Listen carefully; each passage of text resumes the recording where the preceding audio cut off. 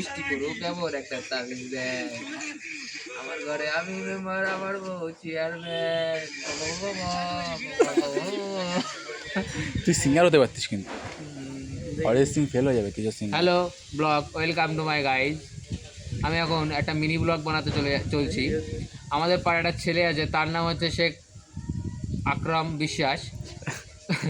সে এখন চুদি ভাই এত বড় ড্যাম না, এখন গালাগালি দেবো না, আচ্ছা গালাগালি যদি বেশি ভাইরাল হবে।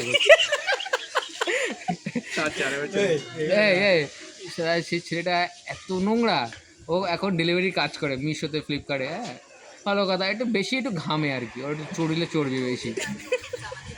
তা বোকাচ্চোদা একটা আমরা দেখো, এই আমিও কাজ করি ডেলিভারি, এই যে জামা এই যে প্যান্ট পরে আমি কাজে গেছিলাম, সেখান থেকে এসে এখন ঘুরে টুরে এসে এখানে বসে আছি।